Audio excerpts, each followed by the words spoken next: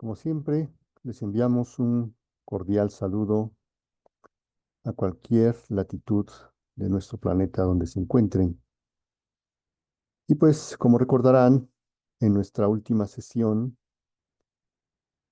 cerrábamos esa primera parte planteando con admiración esta novedad y este motivo de asombro, que así se supone lo debería ser para todos los que estamos interesados en el conocimiento de la divina voluntad, del libro del cielo, que precisamente el libro del cielo nos plantea un panorama totalmente distinto acerca de la creación. Y claro, no podía ser de otra manera si, como hemos visto en los tres primeros grandes temas en los que hemos intentado profundizar en el conocimiento de nuestro Creador y sobre todo de el proyecto de nuestro Dios de poder tener otro Dios igual a Él. Y eso implicó tener que proyectar, tener que trabajar en el plan de la creación, porque este otro Dios no podía ser de otra manera, sino como se pensó desde toda la eternidad. Tenía que ser un Dios con dos naturalezas, la creada y la increada. Y sabemos que esto se concretó en el arquetipo de hombre Dios, que tiene precisamente esas dos naturalezas, creada e increada, y como consecuencia, hablar ahora de la creación nos plantea un nuevo desafío, porque ya no es simplemente abordar el tema de la creación, como nuestra tradición, nuestra Sagrada Escritura lo ha hecho, apoyándose simplemente en la revelación, sino que ahora, con el libro del cielo, se nos abre un panorama completamente innovador, completamente abismal con respecto a la creación. Pero tenemos que ser conscientes, por otro lado, que nos encontramos todavía en una fase inicial de este conocimiento del libro del cielo y sabemos perfectamente que nuestra iglesia, pues, todavía se encuentra un poco reacia a aceptar estas verdades, a respaldarlas y, por supuesto, mucho menos en darlas a conocer o difundirlas. Y hay que, pues, definitivamente tenemos que ser conscientes de que moviéndonos todavía en los ámbitos eclesiásticos en los que no se conoce de esta maravilla del libro del cielo y cómo nos plantea la creación el libro del cielo, tenemos que poner un poco los pies en la tierra para saber cómo abordar desde una perspectiva magisterial, ortodoxa, el tema de la creación. ¿Y quién para ello sino este gran hombre, este gran santo, ya saben a quién me refiero, a Benedicto XVI, para darnos un panorama muy interesante acerca de cómo se plantea para los cristianos de esta época el tema de la creación? Así es que en esta sesión nos vamos a dedicar a abordar el pensamiento de Benedicto XVI en torno a la creación y las interesantes reflexiones que definitivamente nos serán de mucha utilidad en una época en la que nos encontramos en esta transición, en que por un lado tenemos ya frente a nosotros el libro del cielo con estas maravillas de conocimientos, pero por otro lado nos encontramos todavía inmersos en los ambientes eclesiales, en medio de la evangelización tradicional de nuestra iglesia de 2000 años, en la que pues no podemos todavía hablar abiertamente con este lenguaje del libro del cielo como quisiéramos. Y necesitamos que alguien nos dé herramientas, nos actualice el cómo abordar el tema de la creación ante no solamente los cristianos, sino también ante el resto de la humanidad, principalmente que se encuentra en una situación de plena secularización y descristianización. Así es que entremos de lleno a ver cómo aborda el tema de la creación nuestro santo de nuestra devoción, que es Benedicto XVI.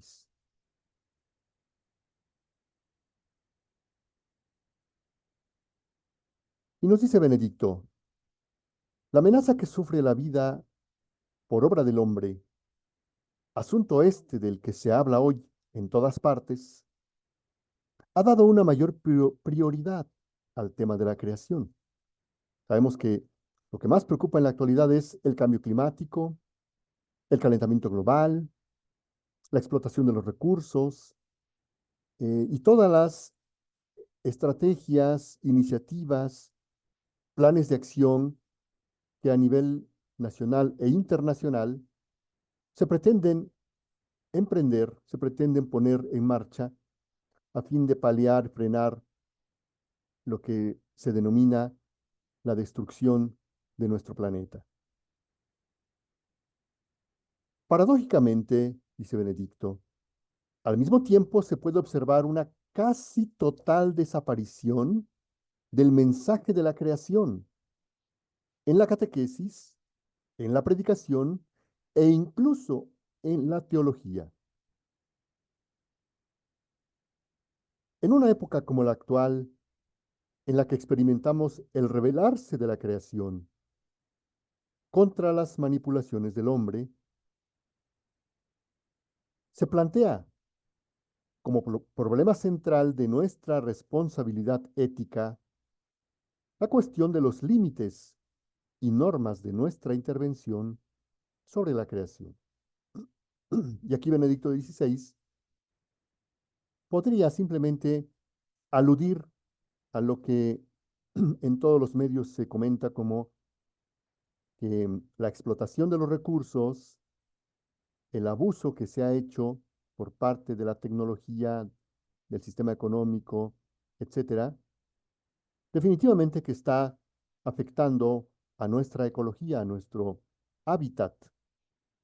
Pero también, como lo haremos en su momento oportuno, veremos que no solamente se trata de un tema de explotación, se trata de un tema de derechos. En el libro de Cielo se nos va a explicar cómo toda la creación fue pensada exclusivamente para aquellas criaturas humanas que habrían de vivir en la divina voluntad.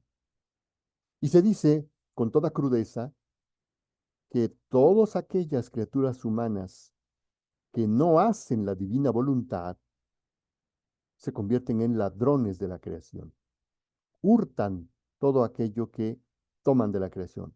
Así es que este concepto de la explotación no se refiere solamente a las grandes compañías, a los grupos de poder, eh, digamos, a distintos ámbitos donde se observa este abuso por parte de ciertos sectores, sino que prácticamente este abuso, este hurto de la creación, lo cometen todas aquellas almas que rechazan la voluntad de Dios. Es muy sorprendente, dice Benedicto, que la doctrina de la creación como contenido de fe haya sido en parte abandonada y sustituida por vagas consideraciones de filosofía existencial. Y aquí Benedicto va directo a la cabeza a toda esta corriente conocida como el modernismo, el progresismo dentro de la Iglesia Católica, que ahora ha llegado al extremo de querer introducir dentro de nuestro ámbito de la fe todas aquellas corrientes del mundo secularista que ponen en el centro a la naturaleza como si la naturaleza fuera un ente vivo. Y entonces ahora nuestra iglesia se ha visto contaminada por todas estas ideologías del ecologismo, del veganismo, etcétera, etcétera, que no han hecho otra cosa que empeorar la situación. El mundo creado, dice Benedicto, no es conocido por muchos en su más profunda verdad de ser un don amoroso hecho al hombre por Dios creador, en el que se contiene una enseñanza sobre el amor y la sabiduría creadora. Y justamente sobre esto es de lo que nos va a hablar en abundancia, con muchos recursos, el libro de cielo. Nos habla de todo lo que contiene la creación y que forma parte de ese plan de la comunicación de los atributos de Dios a través de la creación, pero con la condición de que quienes fueran los beneficiarios tenían que vivir en la divina voluntad. Y la humanidad, dice Benedicto, sufre a través de esa ignorancia o de ese olvido una honda desorientación respecto del sentido de las cosas y de la propia existencia del hombre. De ahí la necesidad, afirma Benedicto, de que el mensaje sobre Dios creador vuelva a encontrar en nuestra predicación el rango que le es debido. Es muy triste ver ahora, por ejemplo, en ambientes catequéticos, que ya no se habla del tema de la creación. Se habla, por ejemplo, del ecologismo, se habla de la casa común, se habla incluso en el mismo lenguaje en el que habla la Agenda 2030, de todos los derechos y obligaciones que hay para con la madre tierra. Pero la centralidad del mensaje creador, del Dios creador, ha desaparecido de la catequesis. En el mundo de la técnica, que es una creación del hombre mismo, no es el creador lo que se encuentra de inmediato, sino que es el hombre el que se encuentra a sí mismo. Su estructura fundamental es la facticidad y el modo de su certeza es el de lo calculable. Por eso, el problema de la salvación no se plantea en función de Dios, que no aparece por ningún lado, sino en función del poder del hombre que quiere llegar a ser el constructor de sí mismo y de su historia. En consecuencia, el hombre no extrae ya sus criterios morales a partir de una reflexión sobre la creación o sobre el creador, cuyo lenguaje ahora le es desconocido. Y entonces hemos sido testigos de toda la debacle en la que ha terminado y continuará precipitándose en una debacle mayor la humanidad actual, las generaciones actuales, porque ahora al mal se le llama bien y al bien se le llama mal. Y como el hombre puede crear, por lo tanto el hombre también puede eliminar, puede desechar aquello que considera no útil de acuerdo a sus criterios. La creación no tiene ya resonancias morales para el hombre. No le habla sino en el lenguaje de la matemática, de la utilidad técnica. Frente al relato de la creación, dice Benedicto por otro lado, se produce una cierta contradicción. Resultan hermosas y familiares las palabras, pero ¿son también verdaderas?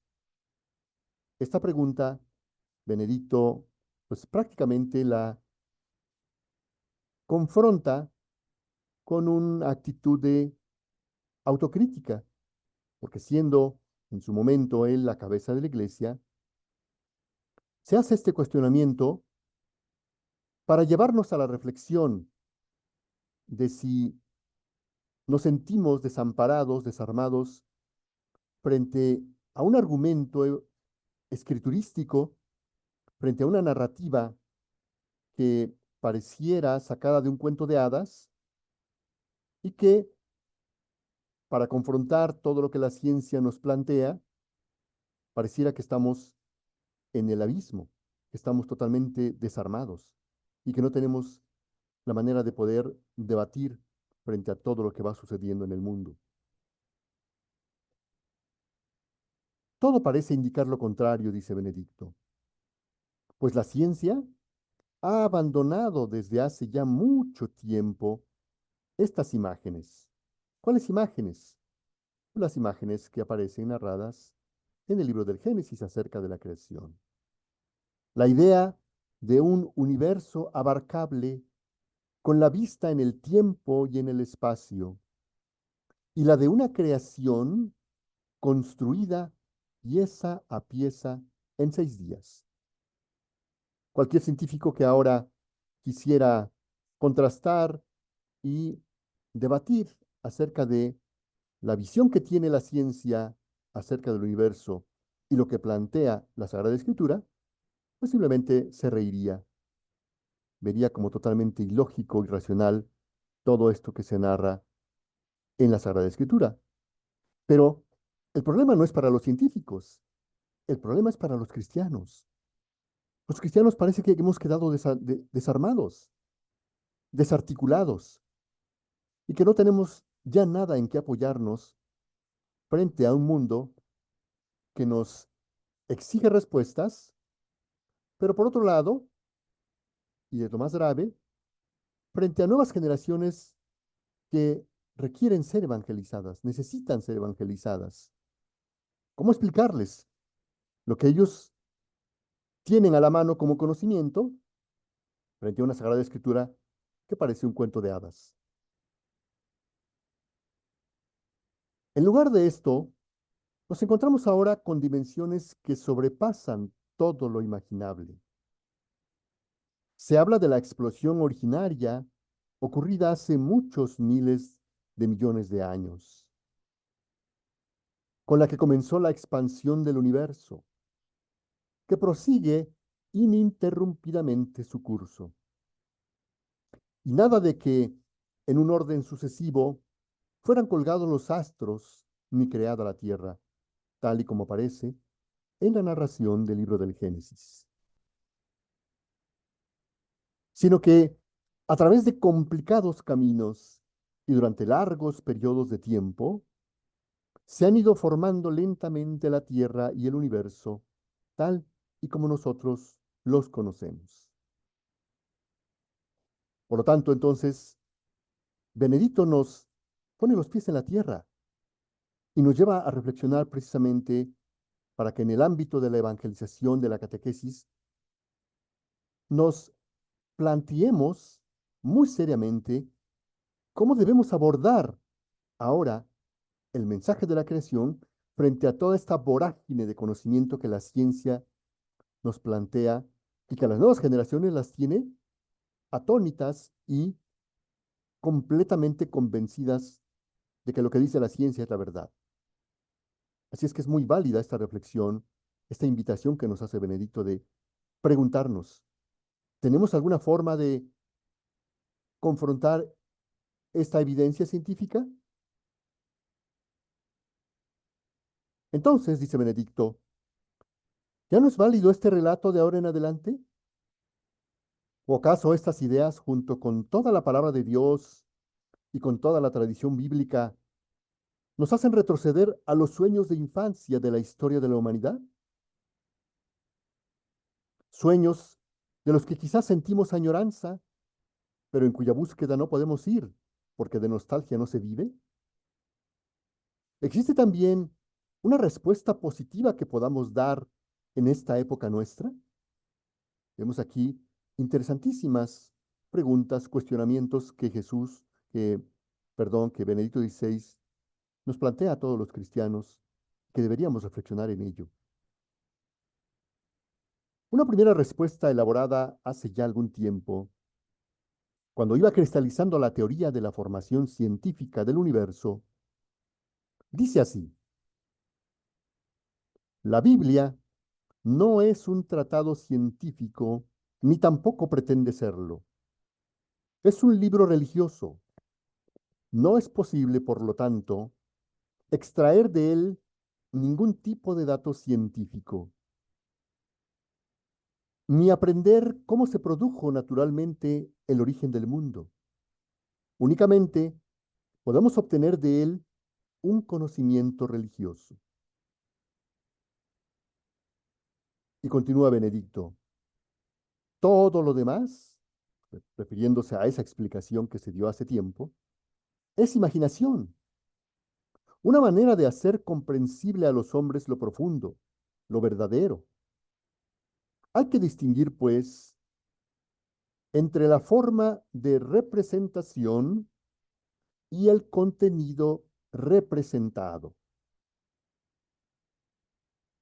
La forma se escogió de los modos de conocimiento de aquel tiempo, principalmente de la época de un Moisés, de un Abraham, y solamente lo verdadero, que se ilustraba por medio de las imágenes, era lo que en realidad permanecía y se entendía. Esta interpretación es correcta, dice Benedicto, pero no es suficiente,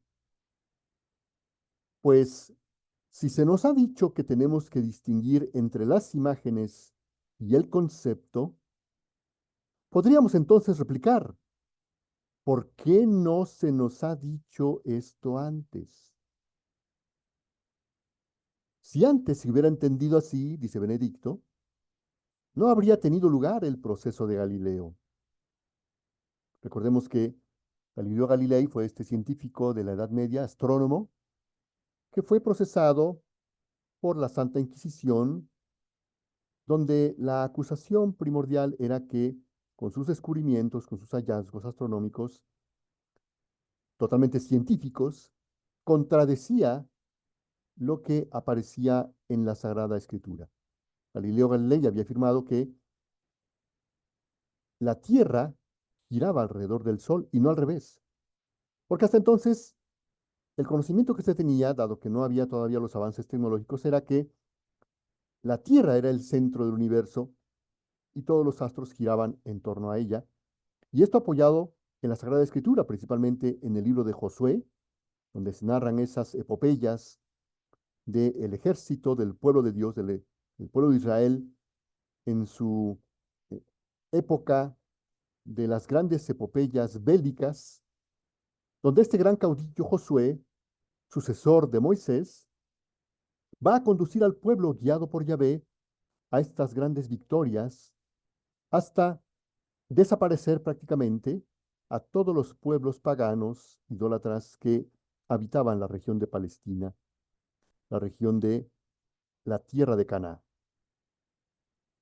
Y en el capítulo 12 del libro de Josué vamos a encontrar ese pasaje cuando varios reyes de los amorreos se habían unido para tratar de resistir al embate del pueblo de Israel en sus conquistas bélicas. Y entonces Josué, para poder concretar la victoria, conseguir la victoria en la batalla que había emprendido contra estos reyes de los amorreos, le va a ordenar al sol y a la luna que se detengan en su curso.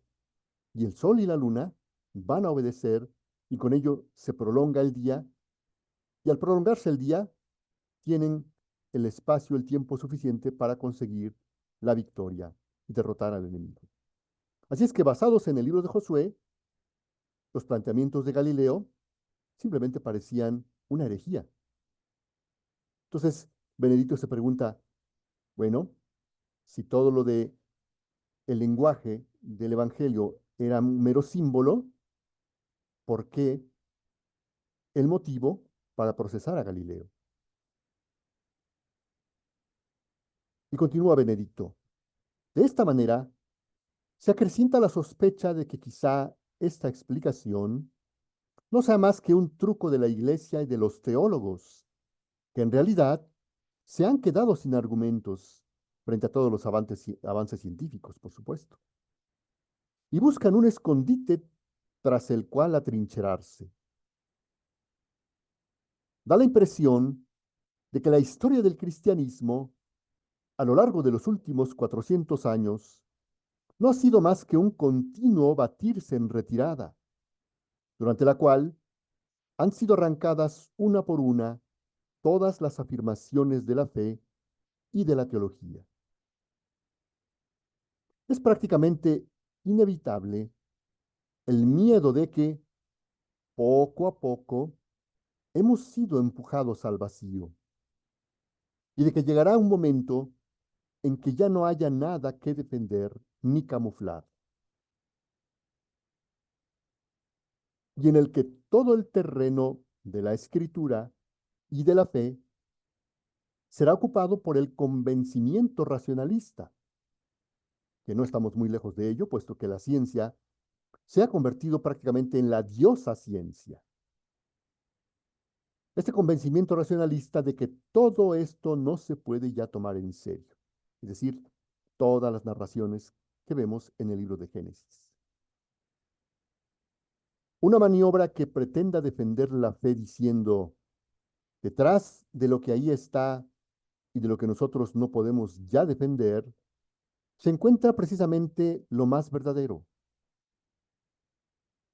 Es una maniobra que lleva a menudo directamente a una impugnación de la fe, porque entonces uno se cuestiona tanto la honestidad del intérprete como el supuesto de si en realidad existe algo permanente.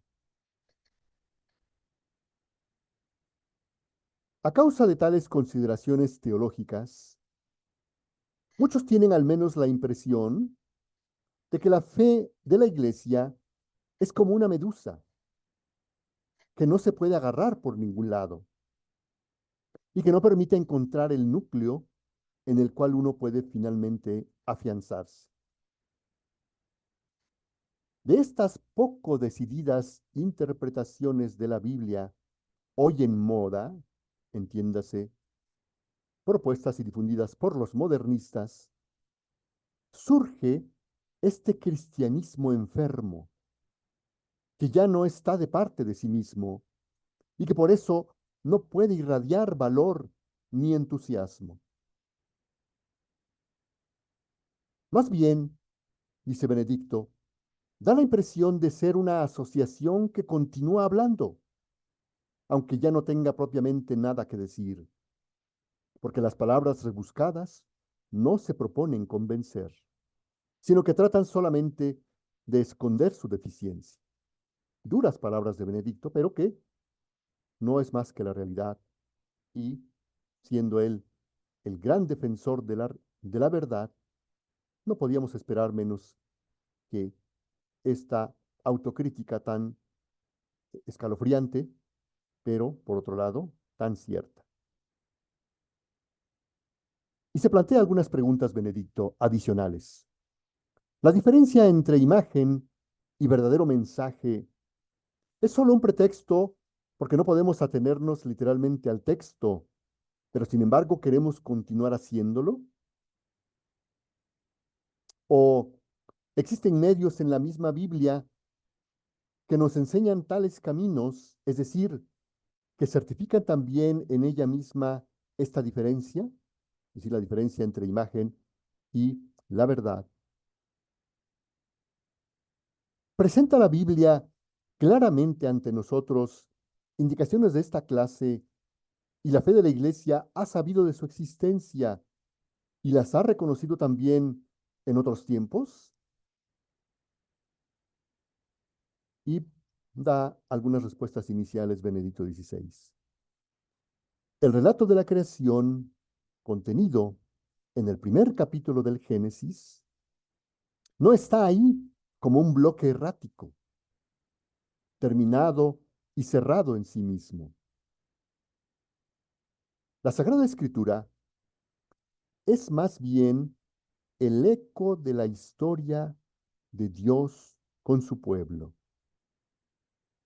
La Biblia es expresión del empeño de Dios por hacerse progresivamente comprensible al hombre.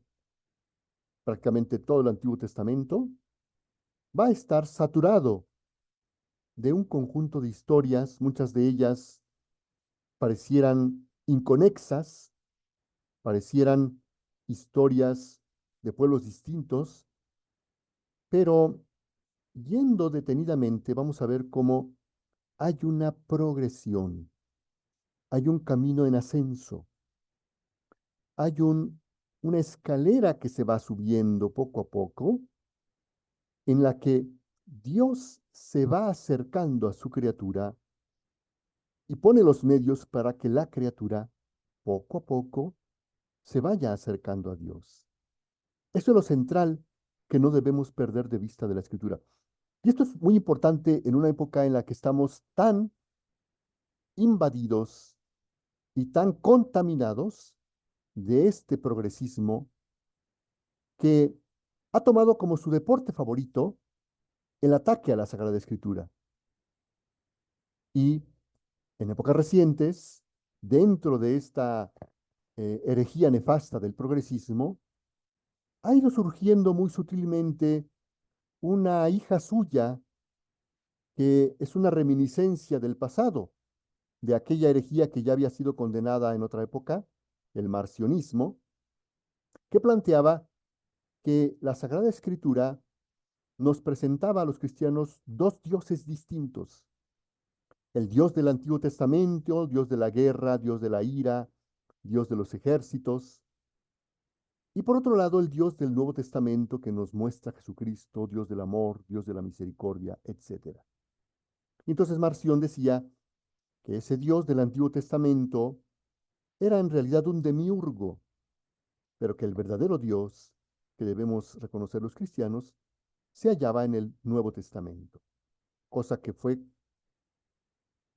rotundamente condenada como herejía, pero sutilmente ha ido siendo rescatada por los modernistas en la actualidad, y hoy cada vez se constata en nuestros ambientes eclesiales, catequéticos, etcétera, este neomarcionismo en el que nuevamente se quiere denigrar, denostar todos los contenidos del Antiguo Testamento para enfatizar únicamente la parte que conviene comunicar a los cristianos de ahora tan sensibles y tan vulnerables a escuchar lo que hoy se dice como mensajes de odio, discursos de odio. Por lo tanto, no hay necesidad de mostrarles este Dios tan severo, tan radical del Antiguo Testamento, y mejor mostrémosles un Dios edulcorado, suavizado, compasivo, que acepta a todos sin distingo y sin exigir nada a cambio. Este neomarcionismo cada vez ha ido penetrando más y más nuestros ambientes eclesiales actuales.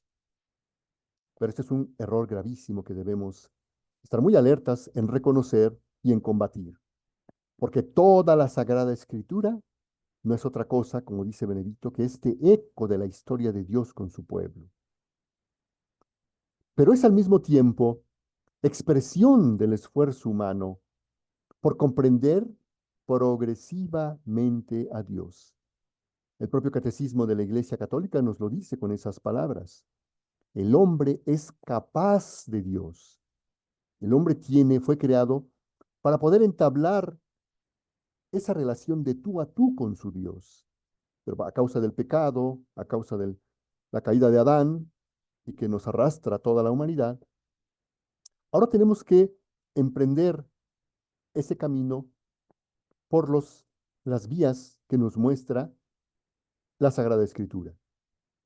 Todo el Antiguo Testamento es un caminar en compañía de la palabra de Dios, nos dice Benedicto XVI. A lo largo de este caminar se ha ido conformando paso a paso la auténtica expresión de la Biblia. El Antiguo Testamento se presenta para los cristianos en sustancia como un avanzar hacia Cristo.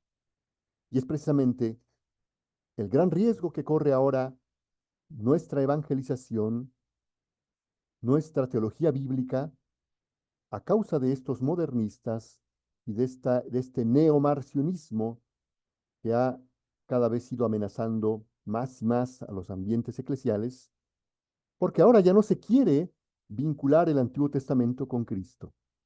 Se le quiere marginar, se le quiere dejar a un lado porque incomoda, porque ya no gusta, porque exige. Y así es que estamos nuevamente en la antesala de este neomarcionismo que amenaza con tomar las conciencias de todos los cristianos de nuestro tiempo. Así es que con esta frase de Benedicto XVI, concluimos esta segunda sesión acerca del tema de la creación y como hemos visto vamos a ir retomando distintas fuentes, como ahora lo hicimos con varias de las reflexiones de Benedicto XVI. En la primera parte retomamos el magisterio, la catequesis, el catecismo de la Iglesia Católica, junto con el libro de cielo. Y en las sesiones posteriores también nos apoyaremos en alguna de las obras de María Valtorta. Así es que los invitamos a continuar este recorrido que haremos por el tema de la creación, invitándolos para que nos acompañen en las siguientes sesiones. Hasta la próxima.